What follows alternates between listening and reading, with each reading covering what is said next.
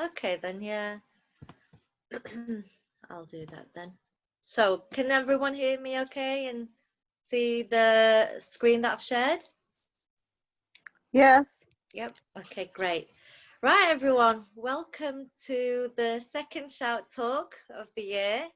And this is I think our third or fourth virtual talk actually. So we're getting the hang of it now. Yeah, we decided to do it on a Wednesday rather than a Thursday this time because it's Sky Focus Day tomorrow, but I don't know if anyone's doing anything for it or not with lockdown. But hey ho, we thought we'll just keep that in mind.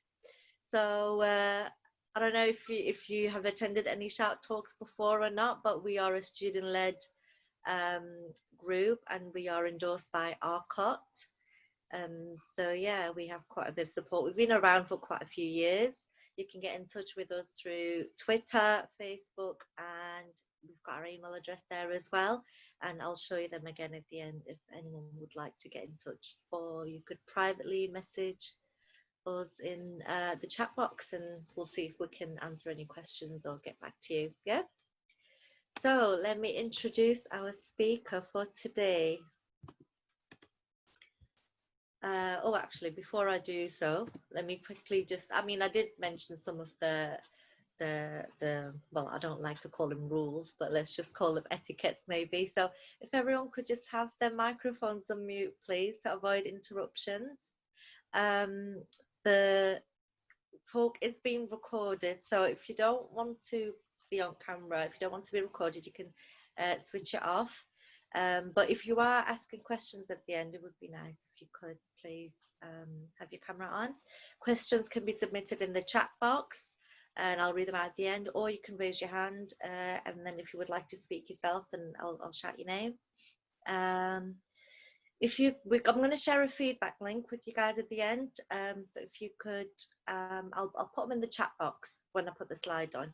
So if you click that link, it's a Google Doc, then it's just a simple form and that'd be really, really helpful to us.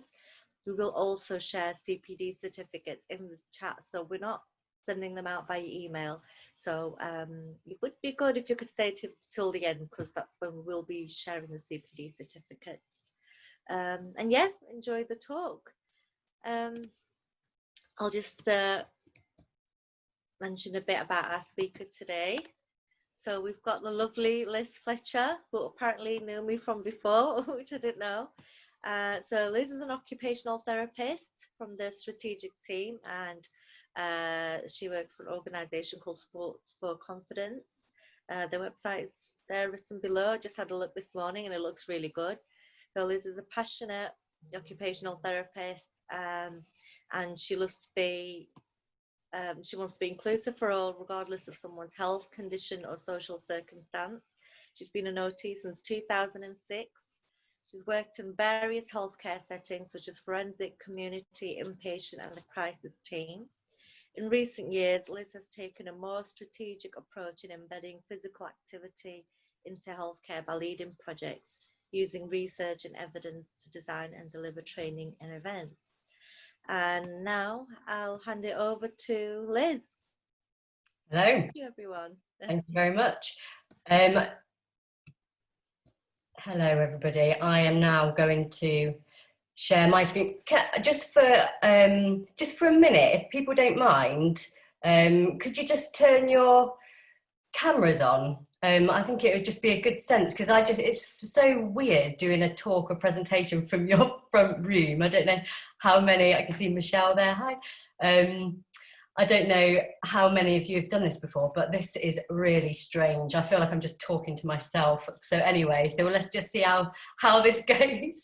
Oh, hi Claire, I can see Claire. So anyway, so now I'm going to share my screen, but thank you for that. It's just nice to see a few people. I feel like I'm not on my own, so that's good. Right, okay, I'm going to share my screen. And sorry, something's bound to go wrong, technology or me, or I don't know, so I apologise in advance if something does go wrong. Right, now I will share my screen.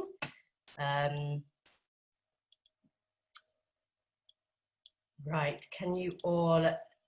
Oh, I think that's See, it's gone wrong already. We're at the end of the presentation. Let's go to the start.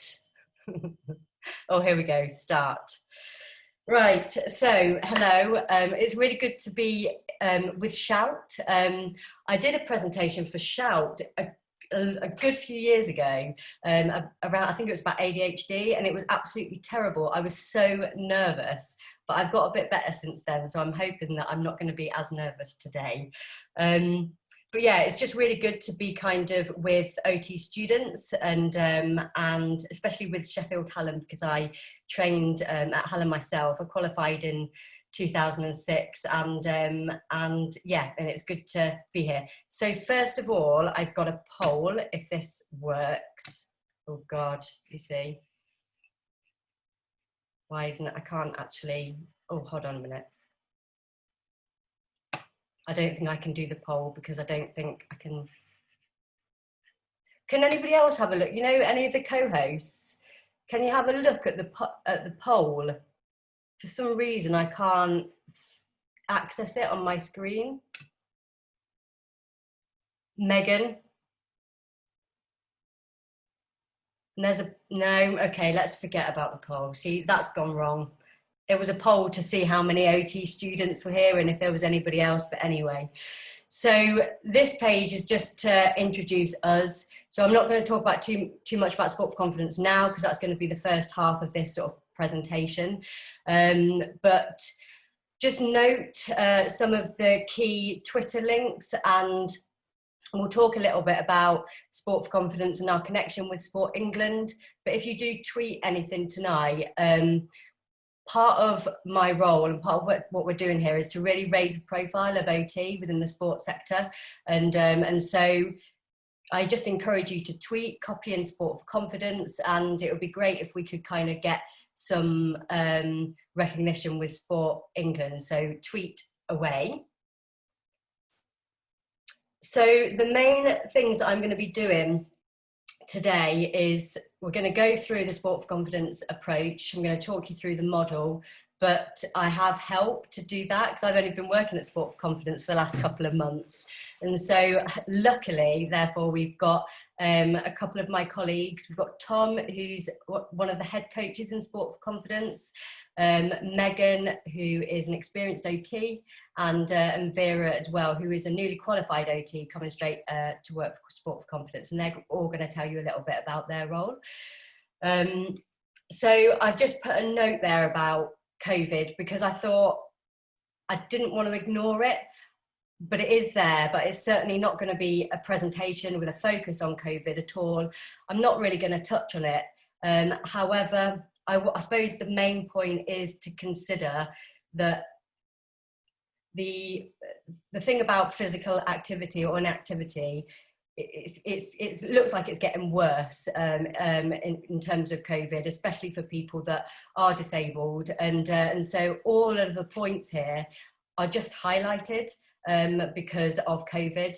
But I suppose I'm just taking an approach that leisure centres are going to reopen and things are going to get back to normal from the new year onwards, and that's my approach so far, and if that doesn't happen then we will adapt.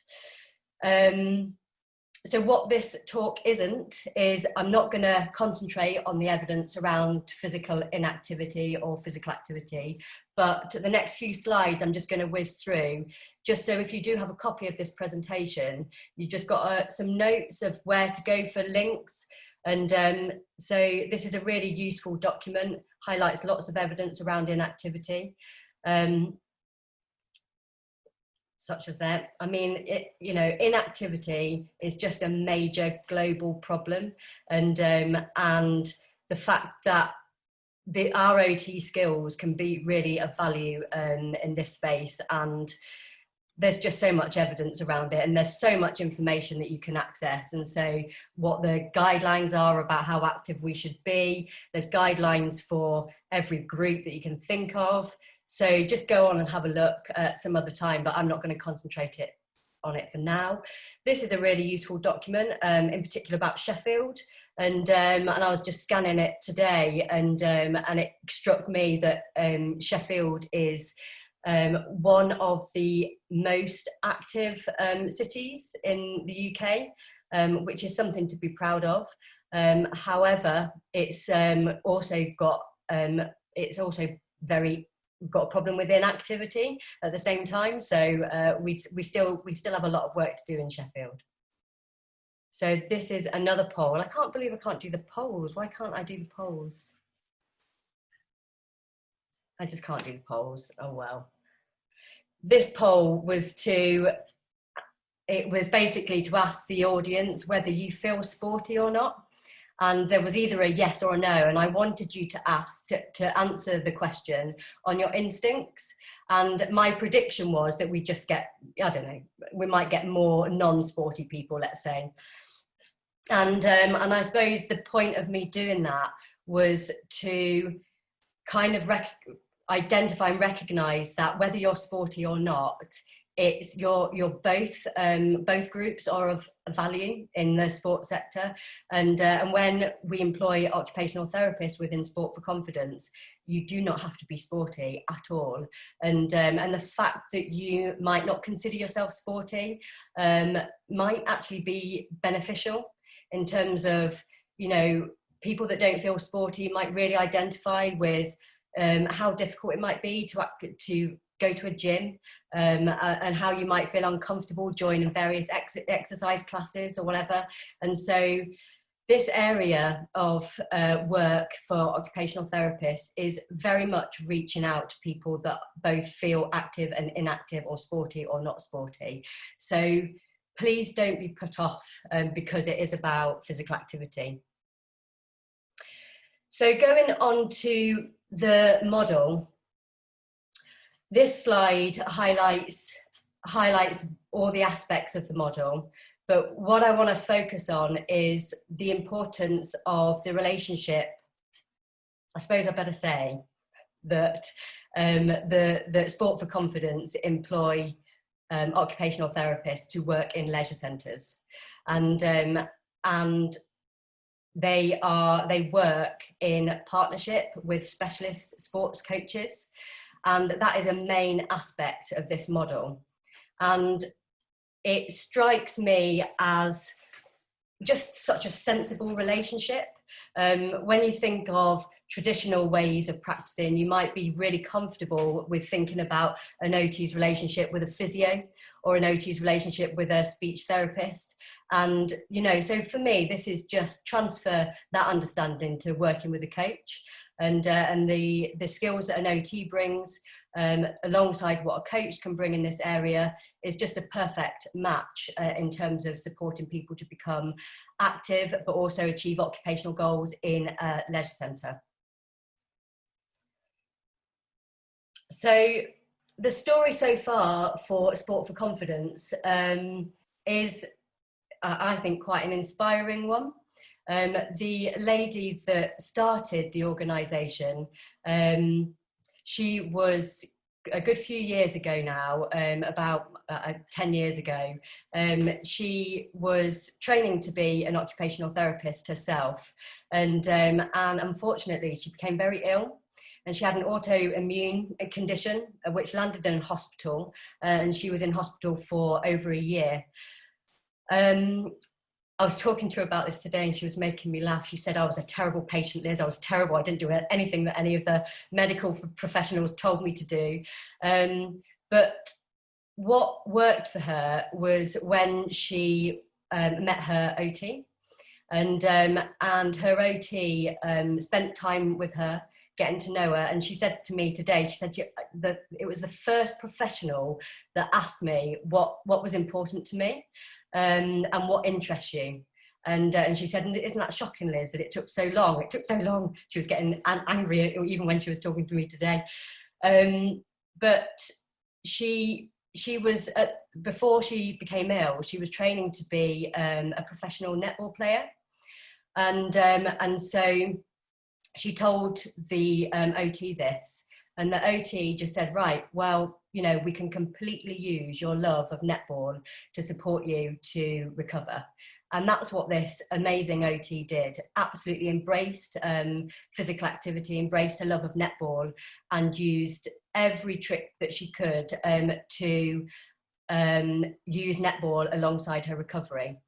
And so this kind of sparked something in Lindsay. So as she did get better, she did qualify to be an OT, and then she just couldn't stop thinking about how she could embrace sport as part of assessment and intervention alongside OT. And so she was given an opportunity to be an OT within a leisure centre, and somebody said to her, basically, prove yourself, prove what you can do in a leisure centre, show me what you can do, and we'll take it from there. And she said for 6 months, things were really tricky. She had to talk to people about her OT role, and I don't, you know, it probably won't be surprising to OTs that sometimes we can struggle to actually communicate clearly about what we do and how we do it. So, you know, she had to really work on that, and over time, she was able to show that sport as an intervention was useful for the participants coming into the leisure centre, but also the leisure centre in itself, supporting the leisure centre to think about how it could become more inclusive and welcoming, and etc. And so it went from Lindsay being the one OT in a leisure centre to now employing multiple OTs across 13 or 14 leisure centres across Essex and one in Greater London. So the top, where there's a flag, that's where we are now. And it's only going to go upwards. And so one of the important things here is that we at Sport for Confidence want to become the expert around the activity and health link, and we've got a successful model, a successful working model that is getting people active, but more importantly to an OT, it's not about physical activity, it's about people achieving their occupational goals and what they want to do. And we've got this working model, but we're not saying that we know everything around physical activity and sport. And part of the role that I have, and so my role is funded by Sport England, and part of that role over the next year or two is to really think about connecting with OTs and AHPs across the country, and to really explore what health professionals can bring to this sector and how we can complement existing work that's already going on in this sector, because that's another thing we don't want to do. We don't want to start, say, here we are, we know everything. That's not the case at all. But what we do have is 5 years of really good, valuable experience, and we will share some of that with you in a bit. Before I go on to the next slide, I am going to be working with a couple of universities, and one of which is Hallam. And so we've talked to Hallam already, and we're going to be thinking about the course content and about how we can start sort of shaping and introducing more physical activity within your course in Sheffield. And so get involved after this talk. You can email me. And we can think about how we can get you involved in the work that we're doing. There's the Research and Wellness Centre, the AWRC, as part of Hallam, and which is, as described by somebody else, or the All Singing and All Dancing site of Hallam at the moment. And I think they're really keen to think about how OTs can work together with the AWRC. And so there's loads of links in Sheffield, and we've got Move More, who are absolutely brilliant.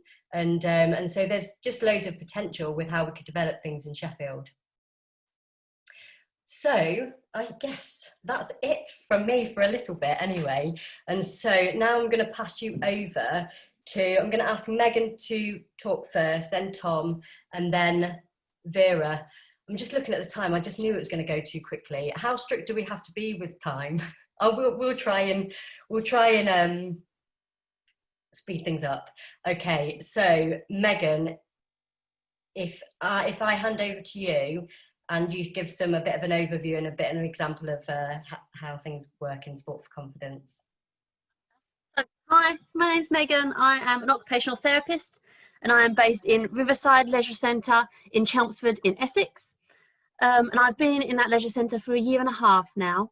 And so one of the big things we have to do is work with the leisure centre staff, changing perceptions and also teaching them about what OT is. For the first few months I was a physio and then I was occupational health. But now they know that I am an occupational therapist, which is great steps forward. And so what we do is we try and make the leisure centre inclusive for everybody, not just for our clients, but for also the general public. So I've made Riverside dementia friendly, autism friendly, breastfeeding friendly, inclusive, invisible disabilities, so that everybody can kind of have that inclusive environment for them to participate in. So we also run sessions for people, and we also do one-to-ones with people depending on what they need. So I run basketball, multi-sports and boccia, and swimming at Chelmsford. But I have done one-to-ones on the ice rink, helping someone in a wheelchair use the ice rink. And I've got some examples for you because I feel like case studies are always great to put things into pictures. So I have a lady that has MS and she uses a wheelchair. When she came to me, she said one of her long-term goals was to be able to sit on the grass in the summer and feel the grass, because she hadn't done that in such a long time because she can't get out of her wheelchair. And she came for a swimming session. So she was using, we've got a water wheelchair and a pool pod, which helps people get into the pool. But also she didn't really want to look disabled or use the disabled equipment. So we started off in the sports hall and we practiced with crash mats transferring from wheelchair to floor. And we did that for a few weeks. And then we then transferred that to the swimming pool. So then she was able to transfer from a wheelchair to the swimming pool with ease and then straight into the pool. So breaking steps down like that and grading it for people so that they can access the swimming pool without the need of an OT or without the need for equipment was really a highlight. During COVID, we've also done walking groups. And there was one incident where we were all out on a walking group. And there was a lady we passed and she was like, oh my gosh, I've lost my car keys. And we were like, oh, we've just started, like we haven't seen anything, but we'll keep an eye out. And we're in a massive field, so we never thought we'd see them. But halfway around, one of the clients found the car keys. And we're like, oh my gosh, we need to go back and find that lady and tell her that we've got the car keys. So we were walking back and we saw her like miles in the distance. And they asked me to go and run after her and give her the keys back. And when I came back, I was like, yeah, we all cheered. And that's really such a great way for like the 5 ways to well-being, because we were connecting with the community, we were being physically active, we were learning new skills, because we teach each other facts on these walks. We gave to people, and it was also about being outdoors and being mindful in the environment. So the walking group is such a great way for that connectedness to the environment and to the community. And the excitement they had when they helped that lady find her car keys was indescribable. But also it's not always just about participating in sport. So for example, I have a guy in a wheelchair who really loves Tigger. So we decided to try and get him onto a trampoline. So we put a crash mat on the trampoline first, and then we actually wheeled his wheelchair onto the trampoline rather than getting him out. And we bounced him up and down. And one of the coaches was making Tigger noises. And he was absolutely loving it. I've got a nice little video of it, but I can't show it to you right now. But if you want to see that, let me know. But yeah, that was such a great experience. And using activity analysis is such a big part of what we do. We always assess people week on week. We see how they are. We see how they change. So for example, last Wednesday, I was in the swimming pool and one of my mental health clients was in there. I noticed that he had a left-sided weakness that he didn't have the week before. And I thought that was really strange. So I went over, I called him over, and I could just see in his face something wasn't right. And he's diabetic, so we worked out that he was actually having a hypo. So from doing activity analysis, we're able to see changes in people and keep them safe in the sessions as well. But working in a leisure centre is so much fun. It's so diverse, and we can really add meaning to people's lives, even for the people that don't really like sport. So in dance, some people come to dance and they don't dance, they just sit there and listen to the music, or they watch other people have fun. So it's such a great way to get people into a community environment, a mainstream community environment, and giving them that normative activity. Ta-da. Perfect, Megan. It's so strange, isn't it? You feel like you're talking to yourself. One last thing I've just remembered, because I'm wearing it. I've managed to get some funding for a sensory box. So we're going to be one of the first leisure centres in the UK to actually have a sensory box for people with autism. So I'm currently wearing the sensory blanket. It's very relaxing and very calming. But we've got loads of things going in that. So we're going to have a sensory box soon in our leisure centres. So anybody with autism who's struggling with the overwhelming environment can also calm themselves and self-regulate if needed. Now I'm done. Thank you very much. Follow me on Twitter. This is not about self-promotion, Megan. Shameless plug. Tom, do you want to speak for a couple of minutes? We're probably running a bit behind time, but I reckon... Yeah, no problem. I can make it a bit swifty. Good evening, guys. Thank you for coming. So, as Liz said, my name's Tom. My role at Sport for Confidence is slightly different to others in the organisation, whereas I don't come from a health background. I come from a teaching background, and my role at Sport for Confidence is to head up the coaching team. Now, that means that I have to do many, many roles within my job.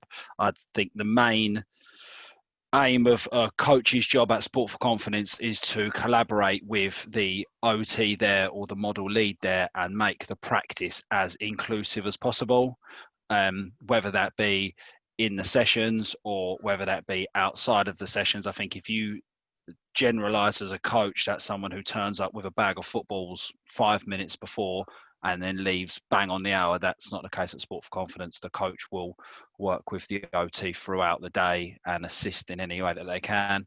And other ways that I can help our coaches is by upskilling them, so giving them mental first aid training.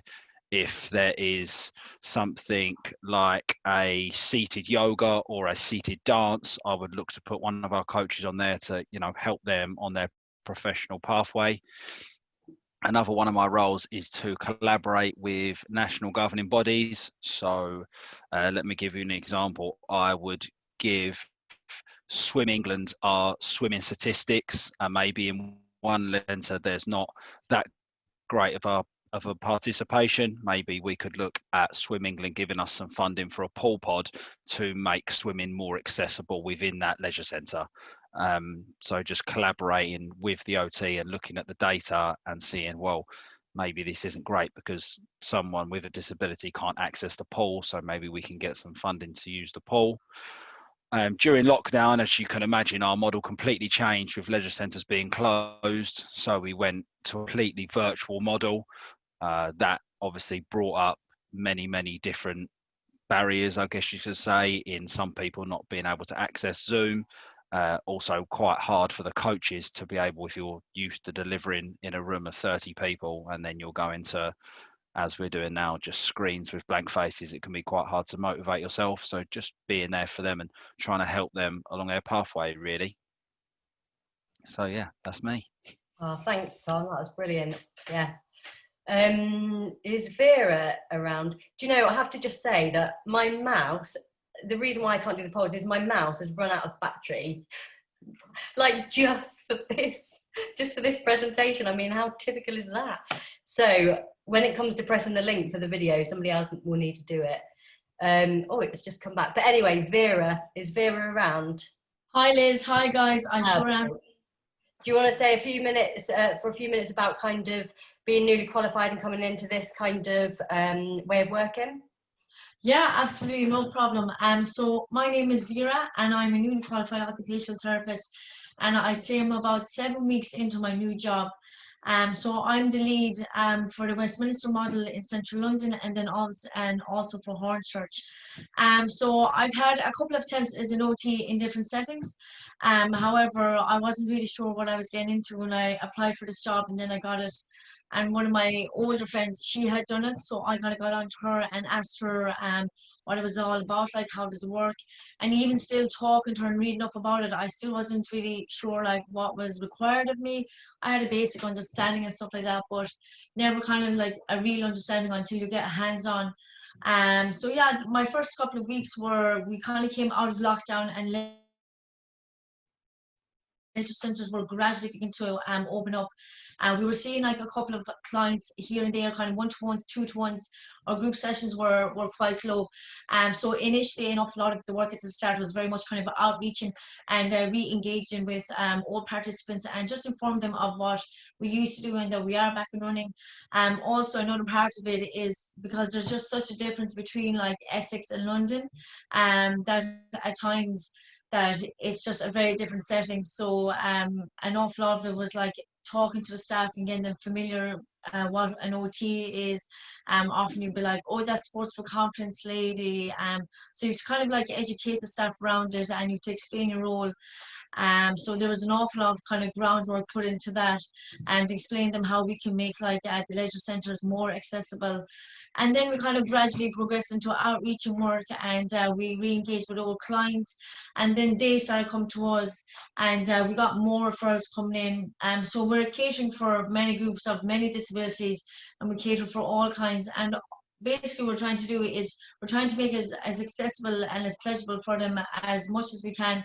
We're trying to make it as inclusive and accessible as we possibly can.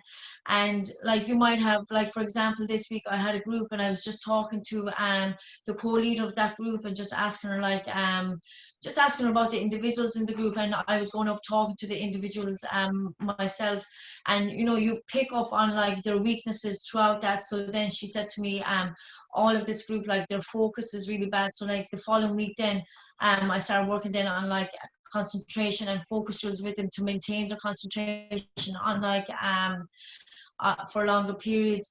I then had an individual who was like extremely high energy, and you know, he just loved the amount of space that he had, so he didn't engage much throughout the sports session. So it was trying to keep it engaged in the group. So like when he used to come in, like I would maybe take him like for 50 minutes aside, do one-to-one focus concentration things, and then try and entice him to come back into the group, and then he would finish it. He'd finish the last 45 minutes on his own. Then also it's about working closely with your coach. So obviously he comes up with his session plan, but then I'm there then point out like, look, this individual may struggle with that, this is another idea on how to do it. So like identifying barriers, but like trying to break them down, and you're educating the staff and the sports coach with it as well. And obviously we're trying to make the leisure centres as inclusive as we can, so like catering for all needs, like learning disabilities, obviously people with like musculoskeletal problems, so and like making it autism friendly, people with vision impairments, so like all those kind of adaptations. Yeah, and I think that's all. That's brilliant, thank you. Yeah, and that's. Have you finished? Brilliant. Yeah, finished, yeah. Thank you. Thanks, Vera, that was brilliant, thanks. Oh, you just make me smile. I just feel like I'm smiling now after listening to you guys. I'm not going to talk about these much now, but it was just to kind of highlight the sort of activity analysis that Megan was talking about. But should you be in Sheffield Hallam and are interested in this, we're going to be doing loads of workshops around this in the next year or so. So hopefully you can come and join some of the workshops. They're all the sports that we do in Sport for Confidence, or what we did before COVID anyway. So this slide is just to say the World Federation of OT are in support of occupational therapists working in this area, and you know, we're working with RCOT as well at the moment. Right, so we're going to come up very soon to me playing this clip. It's not a clip, it's a film. And but before we watch this, while we're watching it, I just want you to think a little bit about why you became an OT, what's important to you, what's the driving force behind that. And also have a think about some of your OT skills, and think about kind of what your assessment skills are. And so a lady that's on Michelle sent me this clip for this film, and my before I watched it, I thought 15 minutes. I haven't got 15 minutes to watch a film in my day. And then I thought, oh, I just pressed play, and I was hooked. In the first 30 seconds, I was hooked, and it didn't seem like 15 minutes at all. And but when I watched it, by the way, you might have to get the tissues out. Well, I cried throughout. My husband came in whilst I was crying. He was like, have you had a bad day at work, Liz? And I was like, no, I'm just crying over this film. And but for me, this film highlights why I'm an OT and why I want to work in this field with physical activity. I'm really interested to hear whether, when you watch this film, you think about OT as well, because for me, it just screams OT. And so while you're watching it, think about where Nick and Robin, who you'll get to know through this film, where they use an activity analysis, how they're adapting the environment. I want you to think about Claire, who's the star. And for me, Claire, you absolutely inspire me, and you're the kind of person that I don't really get motivated by famous people, but I do get motivated by real people. And Claire, your story is the sort of story that motivates me to carry on. And I'm sorry if you cry over the next 15 minutes, but I really think this is a worth a big watch. Okay, so can somebody else press the play button? Megan? Oh no, really? I'm gonna have to can you not? Oh, hold on, my mouse is now working. Okay. I don't have a play button on my screen at the moment. Oh, there you go. Is it work? Give me a thumbs up if it's working.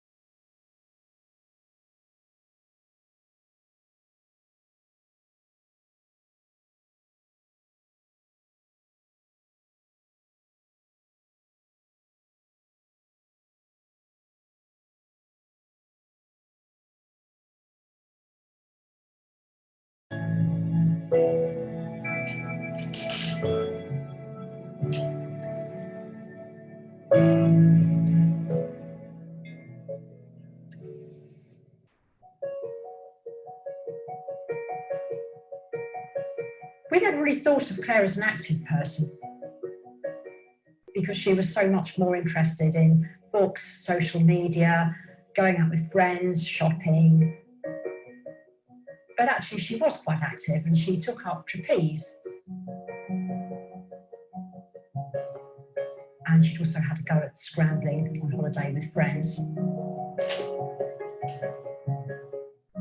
I was getting myself ready for work when I had a call from school to say, would I go in?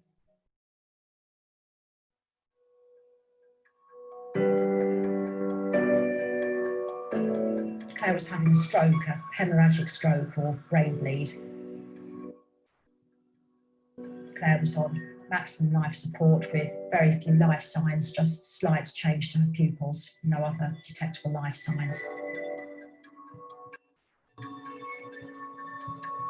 I really felt I could read facial expressions, although doctors disagree with you and they say you're projecting onto Claire's thoughts.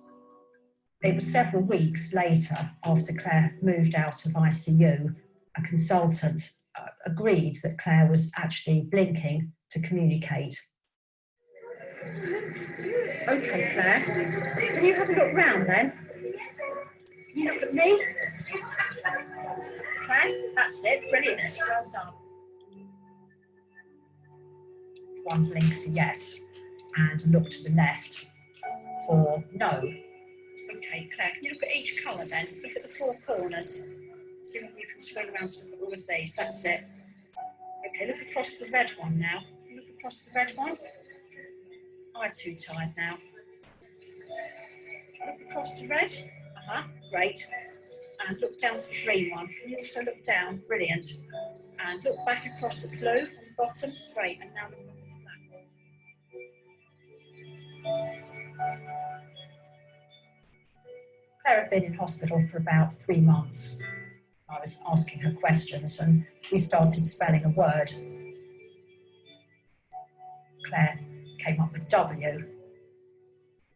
So I tried to get the next letter, which was A, but I couldn't really think what Claire was saying. W-A-L, I haven't gone wrong.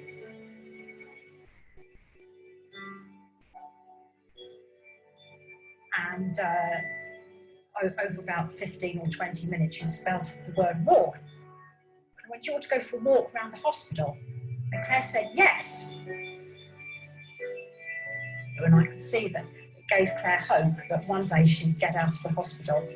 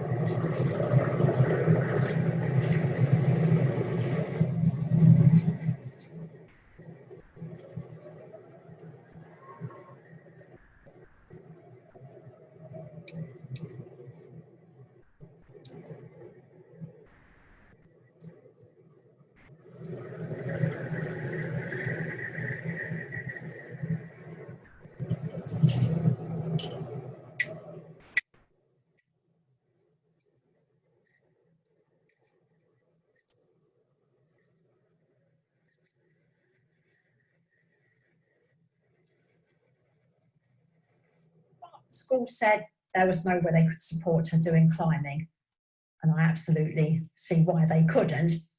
So Claire ended up joining the sock monkey group, and she just watched other people sewing sock monkeys.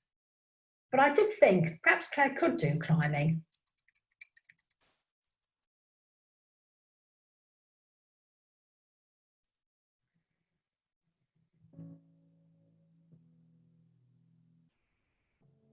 Combination of fear and excitement, I would say. I've been a climber myself since I was 13 and I'm 52 now. At the time I was the head teacher of a special school and we'd begun to bring young people climbing here at the Foundry. And I suppose, to be honest, this was the first real test of whether it would be possible and whether me, my son Robin, and Hazel, my daughter, whether we could actually do it. The first time Robin and I met Claire, we went round to her house. They bought some climbing equipment and we tried Claire in a sling from our living room hoist. And by assisting her into different types of harnesses and then hoisting her off the ground. If we weren't able to do that, it looked like it was going to be very difficult, if not impossible. Claire left her chair though, so she was instantly impressed with it, and so was I. I knew she wanted to go again.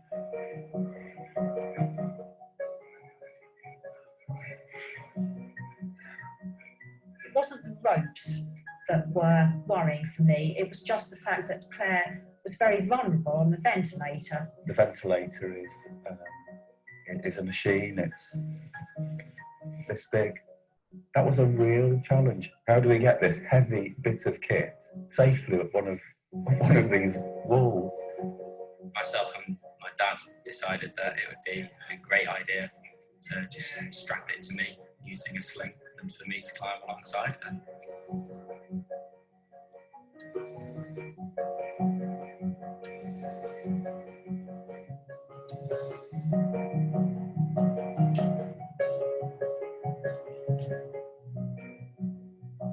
it was quite scary, the first session really, because I'm carrying the device that helps Claire breathe.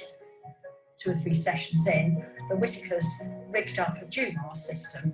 We literally velcroed her hands so that they didn't fall off. So that she could slide the Jumar up the rope and pull down without losing grip.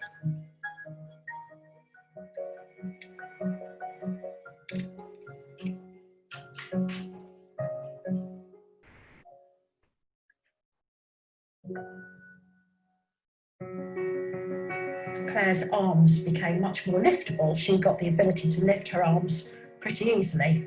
And there was a wonderful moment in the furnace where she got to the top after, you know, almost 15 minutes of battling up the static line.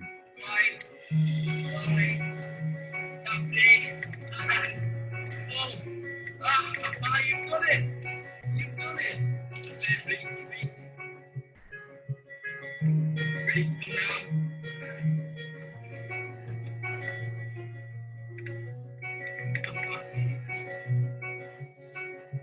The next step was working out how we were going to help Claire to develop the movement and the grip and the balance that she would need to use the holds on the wall.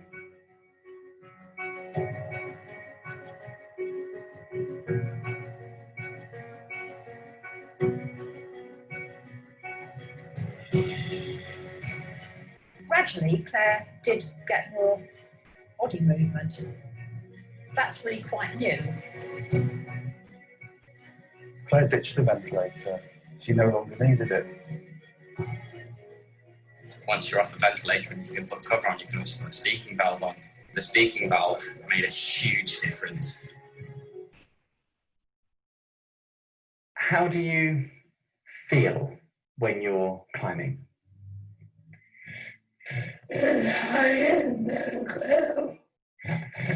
I'm feeling incredibly uplifted and extremely amazing and feel kind of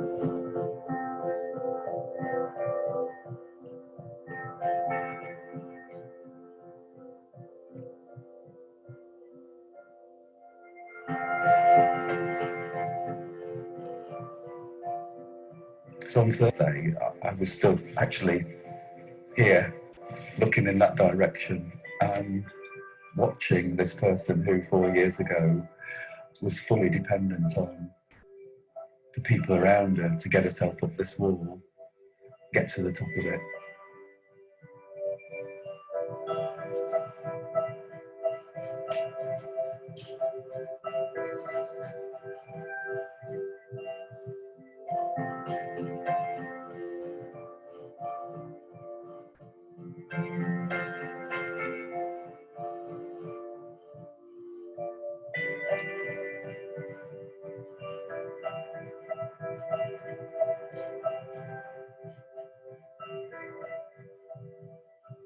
She's a climber.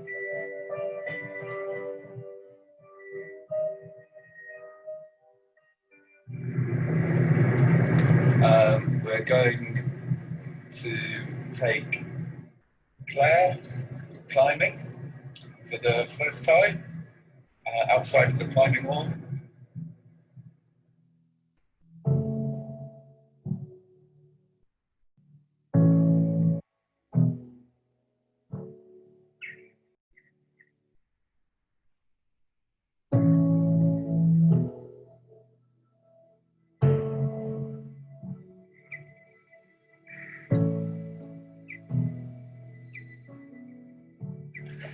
the first time that I'm missing.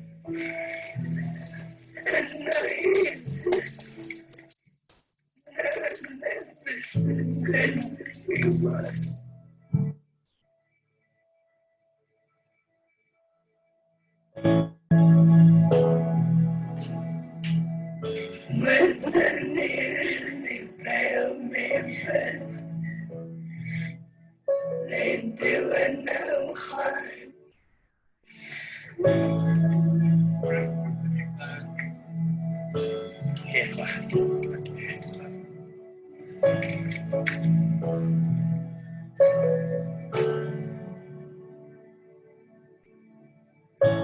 Stand, Claire. Push, push, push.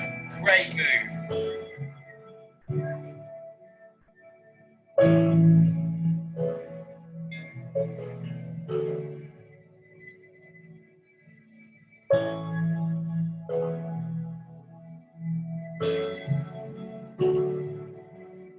Not more than I say, it's amazing. Wow.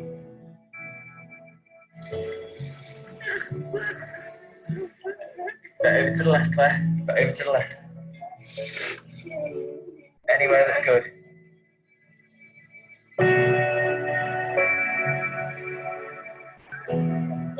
Right over the top, Claire. Right over the top. Use my hand.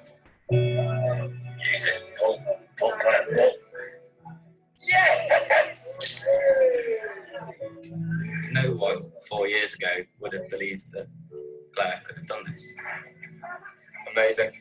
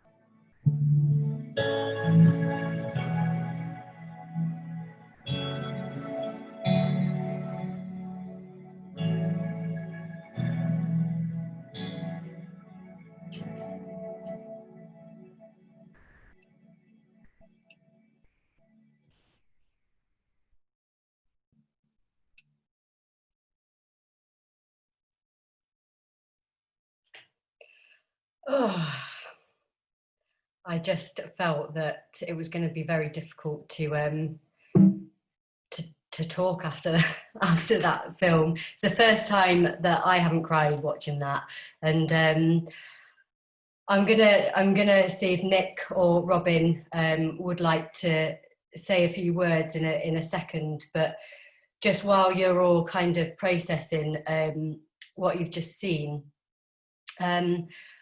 just have a think about how amazing it would be if there was an OT in every leisure centre, and if there was an OT in a climbing wall, because there's room for an OT to work in partnership with charities like Climbing for All, and I think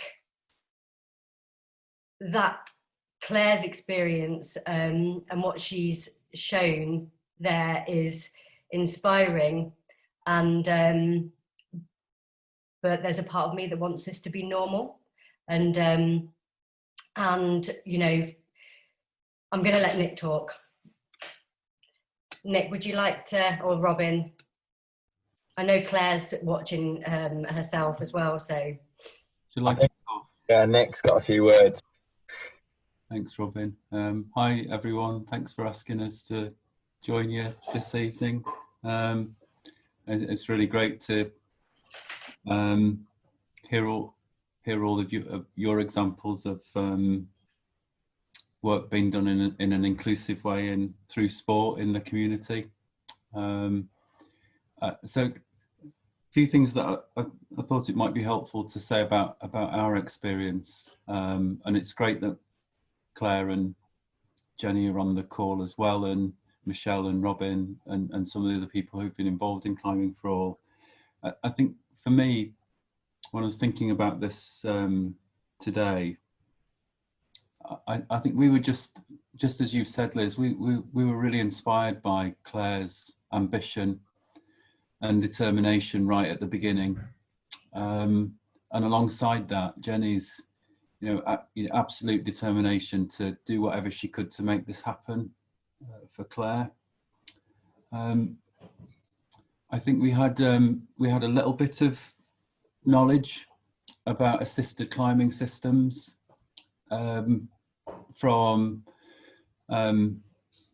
trying to make climbing inclusive with some of the young people in the school that I was head of, but from other bits of climbing as well. But we didn't really know how to make it work for Claire at the beginning. So I guess what might come through in the film is that just this very careful, patient, step-by-step process, trying things out, working out how we could adapt the support that we provide for Claire, refining it, improving it. And I think what the video shows is this kind of process of trying to gradually provide less and less and less support for Claire and create opportunities for her to develop her physical strength, movement, confidence, balance. But I guess more than anything was just giving Claire the experiences and opportunities to climb that she was really motivated by, and but I guess what you don't see so much in the film is the kind of, the cast of people who've been part of that process, because working with people who need help and support to climb, requires, enormous kindness, generosity of spirit, you might say, from other people.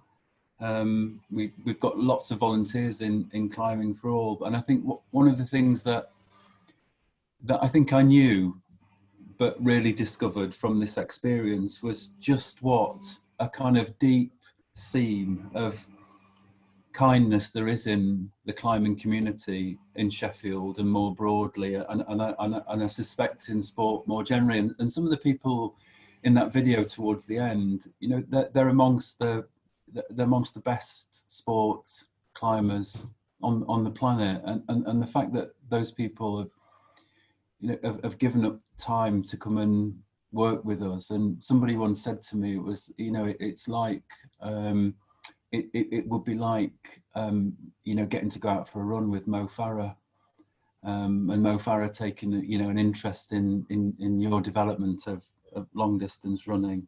That's what climbing's like. And I guess the last thing I'd say is that it just made a huge difference to all of us.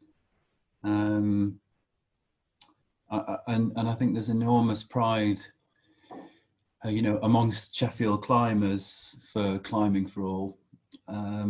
Great pride in what Claire has achieved, and I'm sure fabulous on this call that Claire, as a Hallam University student, is amongst other students at Hallam, and more broadly, having a conversation about how we can all do things to make sport and physical activity more inclusive. I think that's probably all. I could, I'd talk about it forever, but that's probably enough, isn't it? We can maybe have another conversation, Nick, because as I said before, we're doing lots of work with Sheffield universities, and so it may be that you want to get involved with some of the stuff we do.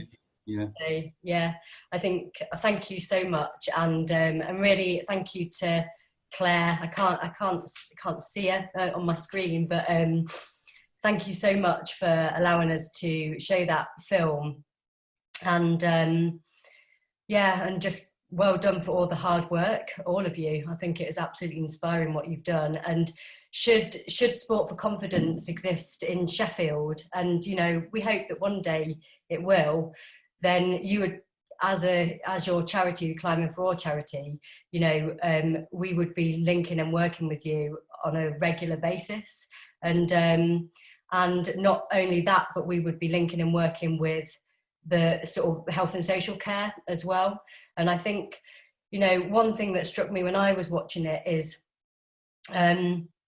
that Claire had the previous, her identity of a bit of a climber, a bit of an outdoors person prior to being poorly and ill. Sorry, I'm not quite sure how to describe it. And so she had that. And I sometimes think about the people that don't have an identity around sport and physical activity in any way.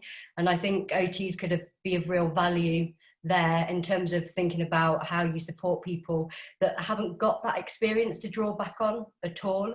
How do you get from that to kind of supporting somebody to be motivated to even thinking about climbing? And I guess you at Climbing for All will probably have experience thinking about that too. I think all I'd say is yeah, definitely. I think one of the things that was quite sobering for us in all of this is we probably started off with some fairly concrete goals for Claire, things that, you know, she'd said were important to her, which were about climbing and independence. And I think perhaps what we'd not been less aware of is the point that you've just made about identity, is about the importance of seeing yourself as a climber in the way that, you know, the rest of us see ourselves as climbers. Yeah.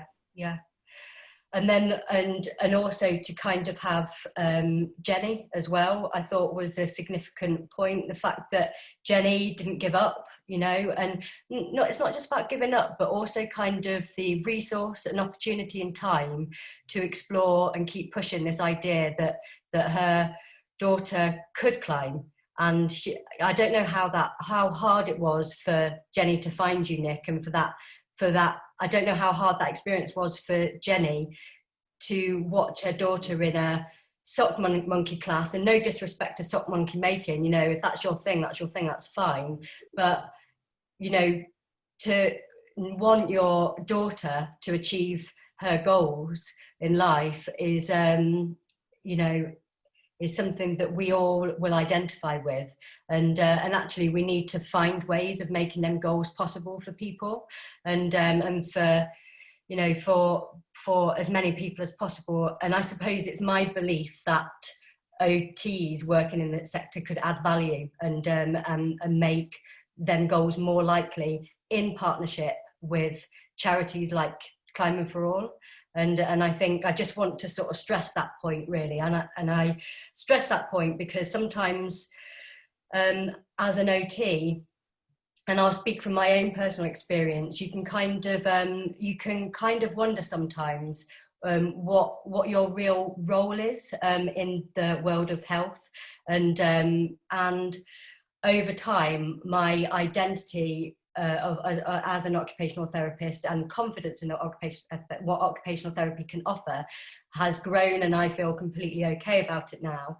But I think it can be normal for OTs to maybe feel a bit intimidated by, and I might be wrong here, but maybe intimidated or fearful that kind of the way that you worked within Climbing for All is very much an OT approach. And if I could give you an honorary OT degree, I would, and but I can't. And but so it can be. You can watch that and think, God, he's doing it already. He's doing everything. You know, he's been an OT, and I think that I've learned to sort of just embrace the fact that there are OT skills out there, and other people use them, and other people use them really well. And I think it's how we can join forces really that will really add strength to what we're both doing. Now I can't move my slides on. See, I told you something would go wrong. Hold on a minute. Yes, okay. So this is a slide just to say about the complexity of the sports world. And I suppose thinking as well about kind of people's goals that you mentioned as well, Nick. And, you know, there's a real sort of public health drive to think about increasing physical activity. But I think what we saw in the film is, I don't believe it was Claire's goal to be active. I'm I don't know whether you want to say anything about her goals, but it seemed to me that her goals were more about getting out, climbing, I don't know, being a part of something, achieving something, feeling good, feeling elated, she said before, you know. And so it was much more than physical activity. And I think that the way that OTs work within leisure centres is very much about people's occupational goals, and by chance we're getting people physically active, and I think that's something important to consider. Yes, I could comment on that. And I would say, actually, it wasn't Claire's goal at all to be physically active. It was a specific goal she wanted to climb. By the way, it was easy to find Nick and Robin, as it turned out. I didn't know them or anything about climbing, but I did know somebody I could ask. So yes, you knew what you wanted to do, so you said it's what you wanted to do, and I just asked somebody I knew, and she put us on to Nick and Robin. So I was lucky. Actually, it didn't take much persistence. It was great meeting Robin and Nick, but really I think our experience in the charity is not everybody does want to climb, so we aim to enable climbing for people who want to climb. And that does involve being like an OT, I guess. I think OTs are great. OTs we've met in other settings have been great to just try and enable you to do other things that you want to do. For Claire, it was climbing that she wanted to do. It was nothing to do with I should be physically active. It was about I'd like to climb up a wall. So and she did it. So which we're both very grateful. And by the way, I did take up climbing several years after Claire, having seen it so much, I could see the appeal. So I wouldn't rule out taking other people climbing, but I think, you know, if you've got barriers to climbing, it may be, you know, perhaps you shouldn't be forced to do it. But if you want to do it, it's great to be able to help people to do it.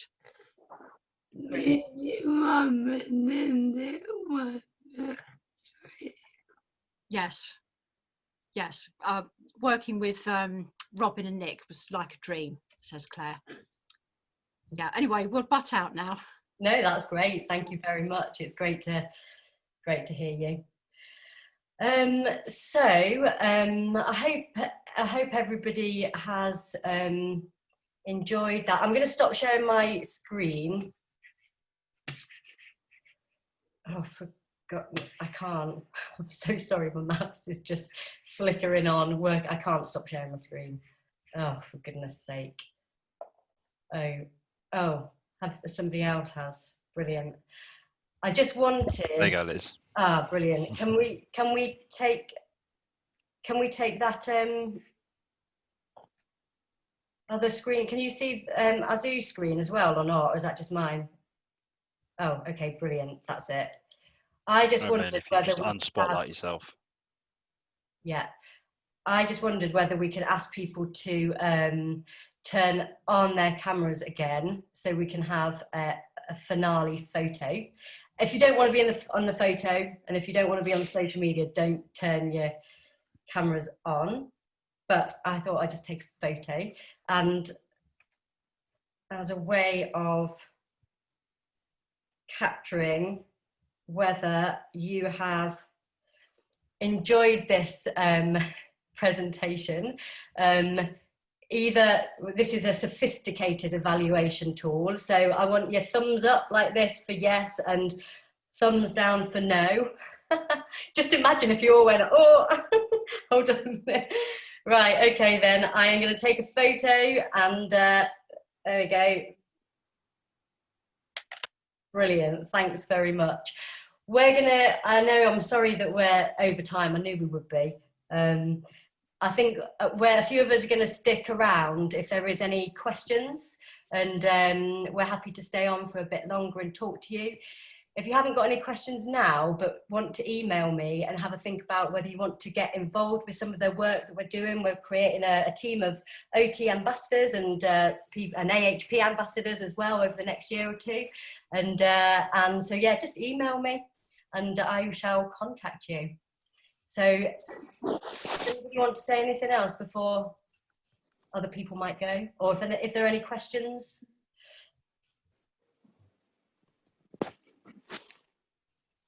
Hi, can you see my screen now, Liz? Yeah. Okay, great. Yeah, so if you guys have any questions, I don't think there were any in the chat box.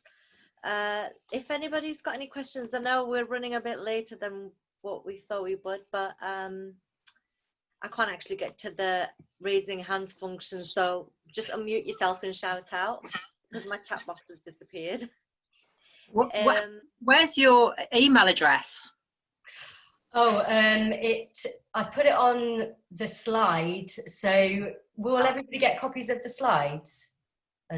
Oh, okay. Yeah, you can email me the copies of the slides if you want, Liz, and I'll put them up on the Shout Facebook group. Yeah. So if you guys can join Facebook, let me just show you what. Hold on, let me go back. But it's Liz at sportforconfidence.com. I think somebody's just put it in the chat actually. Yeah, so these are the details for Shout, the Shout events. If you just go in, it's a page. Yeah. So yeah, we'll be putting it on there hopefully. If you want to get in touch with us through Twitter, then we'll hopefully send it out to you if you want, or you can email us at shout.event@gmail.com. Right, guys, thank you so much for joining. I've got a feedback form here. Did anyone want to ask any questions? No? Okay. So yeah, I've got a feedback form and I've shared it in the chat box. I'm not sure if it's working. I thought it was, but I've been told that apparently there's it's not working properly. But if you don't have to, but if it doesn't work. You can't amend it. It doesn't let you fill it in anything. I tried to even jump without the email address just to answer your questions. Oh, okay. It doesn't let you do it. Yeah, that's really odd. I don't know why it's not letting me do that. I'm really sorry. It's the first time that I'm using this form and that I've shared it actually. But if anybody would be so kind to just leave any feedback on either our email or you know, any of our social media platforms, and that would be great, and then I can feedback that back to Liz. I've also shared a link, and hopefully this should work because I've shared this before, for any of the CPD certificates. So this is just for the people that have attended. So if you're a host member, then I will send you a separate link for a CPD certificate. And yeah, thank you very much, everyone. I know we've got a bit over time. Our next talk will be on a Thursday. So it'll be the first Thursday of next month, 3rd of December. And it'll be on horticulture in a medium secure unit by Richard Altringham. And he's I think he's an OT assistant, actually. So yeah, thank you very much, everybody. If you have got any questions, feel free to hang about. But if not, then yeah, thank you very much for joining and you're free to leave. Thank you. Thank you. See you later. Bye. Yeah, thank you. Thanks.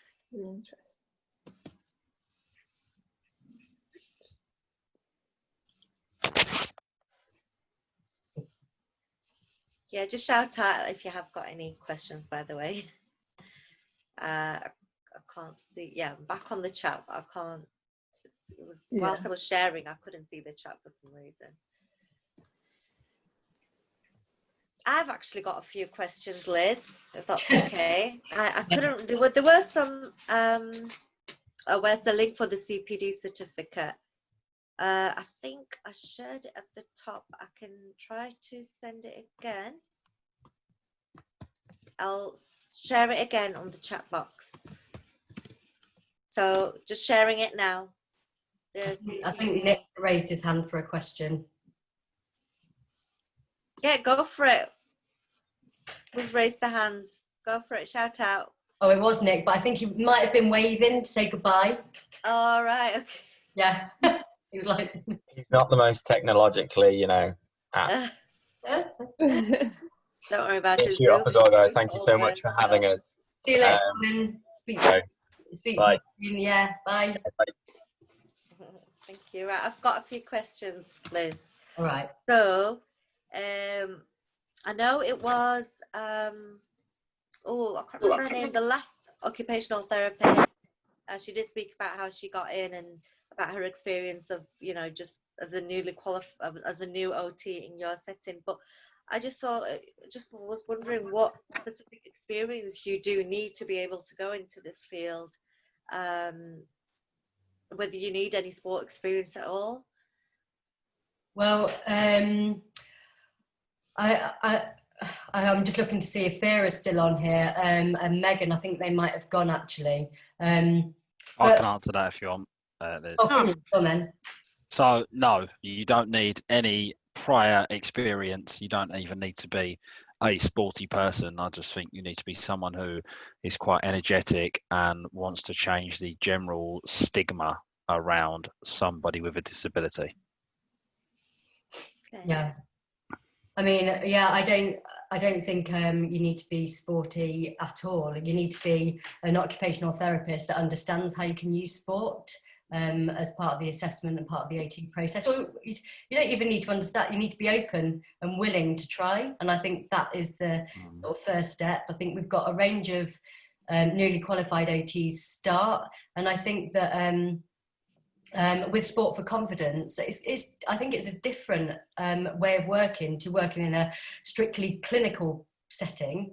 And so I think you have to be open to working differently and open to embracing physical activity, but you certainly don't have to be sporty and you don't have to have any sporting experience.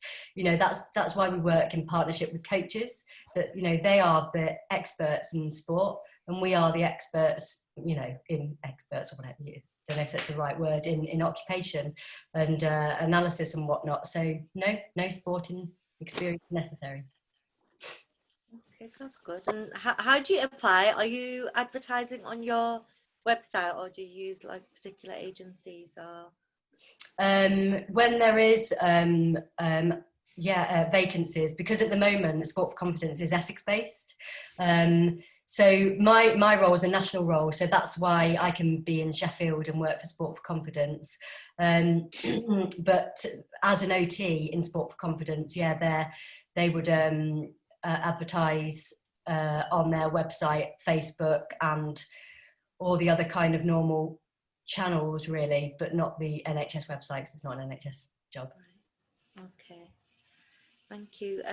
You just mentioned some workshops at Hallam University, or was it Sheffield University? Hallam, yeah, Hallam. Okay. Yeah. Do you have any dates for them or any links of how to sign up for those workshops? No, not yet. It's not. It hasn't been organised. Oh, okay. To that point yet.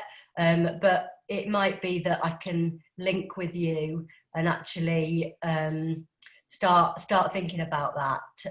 Because as soon as we're ready to deliver a workshop at Hallam, I think they're ready for us to do it. But so it could happen this side of Christmas. It might happen January time. So I'll definitely let you know and let students know. Yeah. Okay. Yeah. I will definitely be interested in collaborating on that. Yeah, definitely. Brilliant. But yeah. Oh, by the way, guys, I'm really sorry. I think I found out. Well, Emma's found out what the problem was with the feedback form, and she's posted the correct link now. Sorry about that. Apologies. See, I was not the expert when it comes to the form. It's the first time that I posted it, so. Is Laura and Emma part of the shout team? No, sorry, I'm just going to go. I just want to say thank you. I'm a bit quiet because I've actually not started studying OT yet. I start in January. Yeah. So I'm kind of at the stage of taking it all in. Do you know what I mean? Yeah, that's absolutely right. Yeah. But no, it's really. Did you enjoy really it? Oh, I did. Well, I hope. Yeah. Are the potential workshops you're talking about, would they potentially be as part of the course, or would they just be workshops for any student? As part of the course, but I mean, when did you say have you started studying? Did you say, or you're going? No, I start in January on the masters. Oh, okay. Yeah, you know, just email me if you are interested, because I'm pretty sure you'll be able to join some workshops as we go forward. But I'm not really sure how it's, because we're going to be concentrating on undergrads. But just email me and I'll try and keep you posted. Okay, early stages. Yeah, great. All right, thank you. All right. Okay. Okay, I think everyone's gone. Brilliant. But yeah, thank you so much.